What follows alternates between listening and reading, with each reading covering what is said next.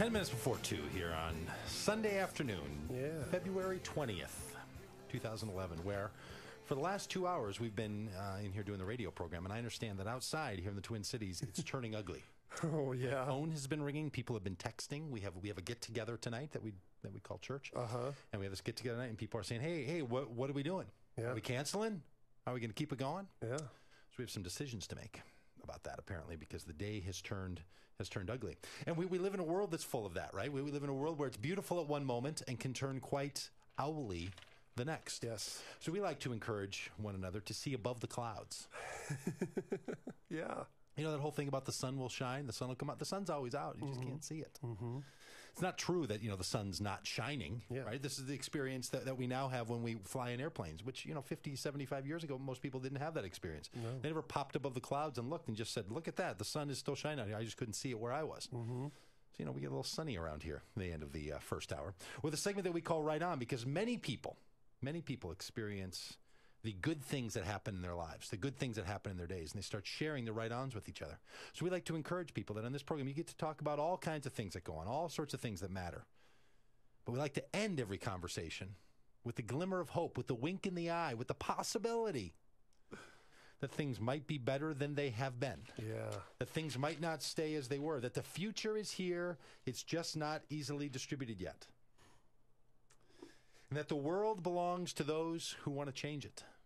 And not everybody does. Nope. Some people like things just as they are, and they would just as soon leave it alone, leave it right as it is. So we like to end with that little refrain. May your strength bring us strength. May your faith bring us faith. May your hope bring us hope. May your love bring us love. And that's the intro and the outro. We want that to be true in people's lives as well as here in the segment. So we try to come up with a right on. And sometimes, as strange as it sounds, sometimes it's hard to come up with those.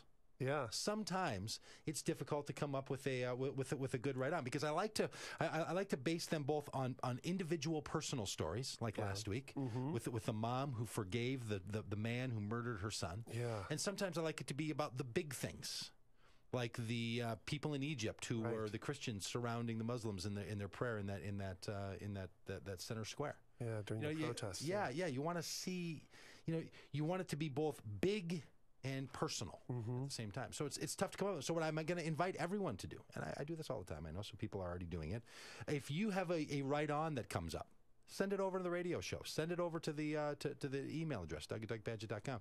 Click on the Facebook page, Doug Pagitt Radio on Facebook, and let us know over there, and we'll tell these stories. Now, this week, there's no question about what it ought to be, right? In this week, around the world, this participatory movement of government and drive towards some kind of democracy has been just awe-inspiring. Now, I think it has anyway. I know there are people for whom they aren't happy about it. There's people who are concerned about it. There's people who think maybe more trouble is brewing than it's going to be worth here. Yeah. There's all that kind of stuff. There's all this down talk. There's all this wowsy woo-woo about it. But here's what I think the right-on ought to go to. I think the right-on ought to go out to people who, for 30 years, and I don't know why it is, whether it's been in Bahrain, whether it's been in Tunisia, whether it was Libya, whether it was Egypt. I mean, these are places that have had dictators supported by the United States government. Yeah. Right? I mean, here's the irony, right? Right. Here's the sheer irony of it all. Like, in every one of those places, we got a guy. Yeah. I don't know why in all these places, it's always like, and this person's been ruling for 30 years. Like, what was it that happened 30 years ago? Right? Like, stuff what went happened down in 1970, where all of a sudden everybody is like, it's my time to become a dictator, and I'm going to be in for 3 decades. Yeah. But anyway, after 30 years of rule, these people, many of them whom for their adult lives, if you're 60 years old, half of your adult life, if you're 40 years old, most of your life has been under this rule, have had something brewing in them that they knew could be different. Yeah. And they said to these people, we're going to go to that square. We're going to go to that center place. We're going to go outside of that Capitol. And even when the guns are pulled out and when the snipers start to fire, these people say, we're not going to quit. I mean, the right on goes out to anybody who says what has been stable for my entire life doesn't have to be that way, and I'm willing to go stand in harm's way for it to be different. Yeah. That is remarkable. It is. Truly remarkable. Now, the first week that this happened, when the radio show was happening, I chose not to pick it because it just seemed to be a pop news story, frankly. Mm-hmm. Like, okay, a country or two had a little uprising, nothing's going to come of it. Here's what gets the right on for these people, though. They were inspiring it all across their region, all around the world. I mean, I find myself looking at my own teenage children and saying to them, hey, you know, you can make the world you want. You know, like it's even inspiring here. Yeah. And I even want to say to those folks over in Wisconsin, I don't want to take the heat from the school teachers, but listen, is it a little embarrassing to anybody that over in Tunisia and Bahrain, people are saying we're going to stand in the street until we can figure out how to work together, and we're not going to let one. And then in Wisconsin, you have the state legislature running off to Illinois to hide. Yeah. I mean, does that bug anybody else? Because it really bugs me. Like, look, I know that there's arguments about politics. I know that there's different perspectives people have. I know that people have fought hard and they don't want to lose. But that's what a democracy does, is it takes these issues, it takes them on, it argues them out, and then some kind of decision has to be made. You don't get to fall into stalemate by hiding. Yeah. So to the people who are standing in the square because they want things to be different, and they're not just protesters. They're not just saying this is wrong. They're saying this is what we want. Yeah. To those who will stand in that square, in the middle of that fight, in the middle of all of the messages that have been drilled into their minds and into their lives, into their cultures over this year, and they'll stand there. Oh, they get the right on. Sure. That's inspiring. How is it, how great is it that coming out of the Middle East and out of Africa are movements of self-defining democracy and participatory government that are inspiring to people in the United States? Yeah.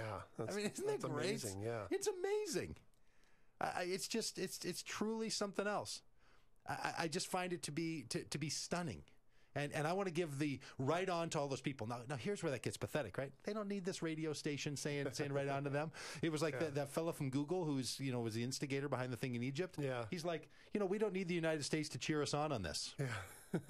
We're not asking for it. We're not even looking for it. Right. In fact, if you're upset that your guy's gone, that's fine. So they don't need it, which makes it even better. Yeah. Right? That they're not in need of anything other than people saying, in the world that I live in, I want my contribution to matter. I want my life to matter, and I'm going to stand up and I'm going to say something about it. I find it fantastic. So to all of those people in all of those squares in places that I feel a little embarrassed. Bahrain, I didn't even know it was a country.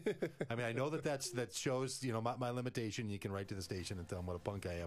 I didn't know. Did you know? No. Are you familiar with that country? I didn't know that. So those of you who did, we could have shared it with the rest of us, I guess. I didn't even know it was a country, and they're inspiring that which I've taken for granted my entire life. Yes. How great is that? That's awesome. So may your strength bring strength, may your faith bring faith, may your hope bring hope, and may your love bring love.